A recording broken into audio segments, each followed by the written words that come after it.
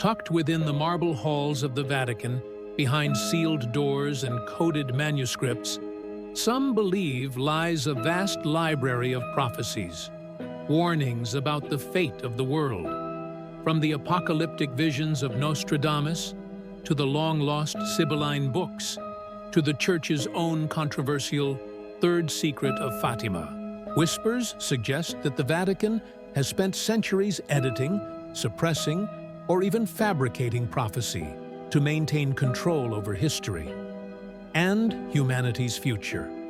Is prophecy too powerful to trust with the public, or too dangerous to let slip from their grasp? This is Shadow Files, and tonight we uncover the Vatican's control of global prophecies. For centuries, the Catholic Church has served as the keeper of sacred knowledge. From canonized scripture to forbidden texts, the Vatican Library is rumored to contain over 50 miles of shelves, many filled with works never seen by the public. Among them, it's said, are documents that foretell the future, not vague poetic riddles, but specific, terrifying visions of what's to come. And the Church has a history of guarding these revelations.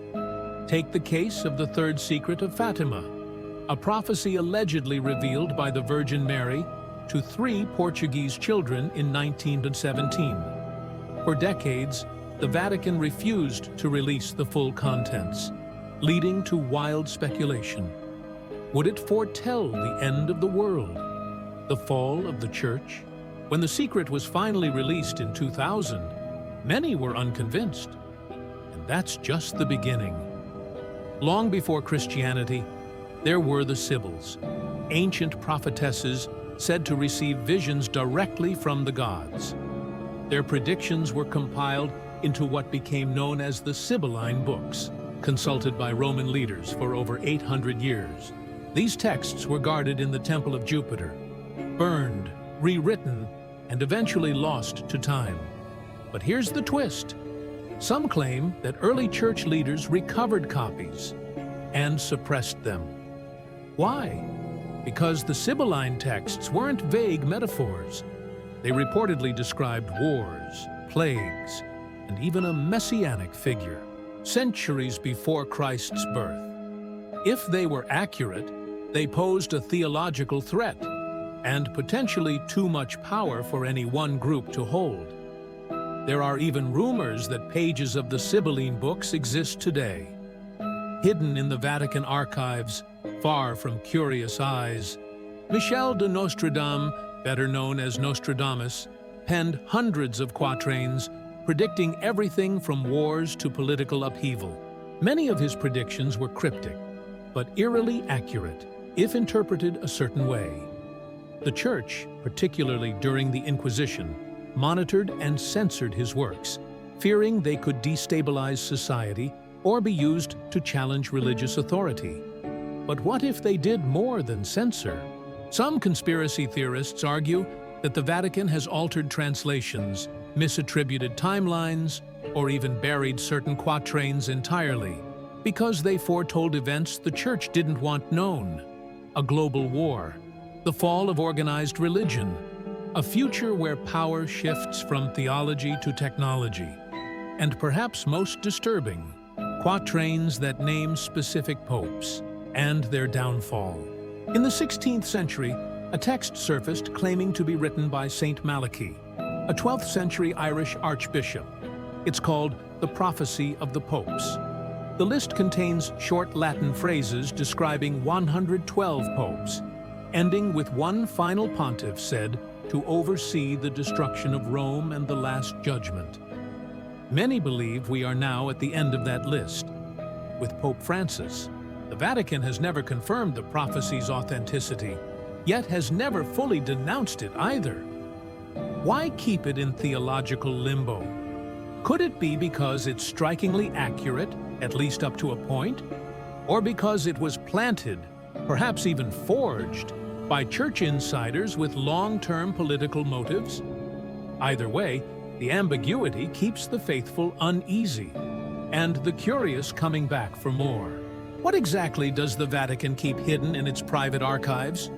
Only a handful of scholars are ever granted access. What little we know comes from leaks, testimonies, and occasional documents declassified for research. But here's what theorists suggest lies within: unpublished Marian apparitions, containing warnings not yet revealed, apocalyptic timelines from early church mystics, pre-Christian texts describing cosmic cycles, star alignments, and planetary disasters, and even communications from beyond this world, tying into modern claims about extraterrestrials and spiritual revelations. It may sound far-fetched, but history shows the Church has always taken prophecy seriously when it suits its purpose, and when it doesn't, it vanishes. So why would the Church want to control prophecy? Because prophecy is power.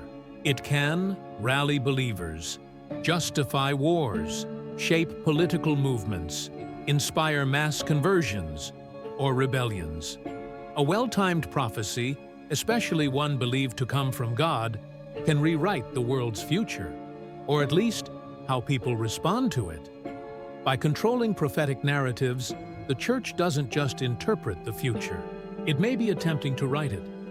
The ultimate question is this: are we living through events that were foreseen long ago and simply never told to us? Or worse, were we told, but the prophecies were edited, hidden, or diluted into symbolism to maintain order?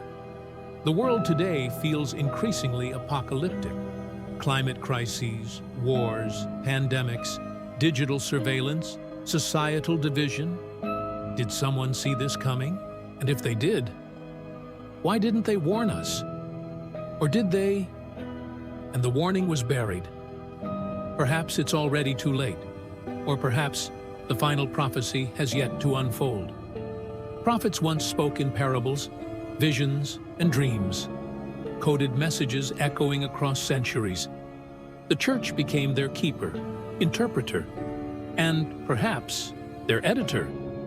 In the end, the truth about prophecy isn't just about what's been predicted, it's about who controls the narrative. Is the Vatican guarding humanity from panic or from liberation? Thanks for watching Shadow Files. If this story made you question what truths lie buried in silence, hit subscribe and step deeper into the dark. Until next time, keep your eyes open and your mind in the shadows.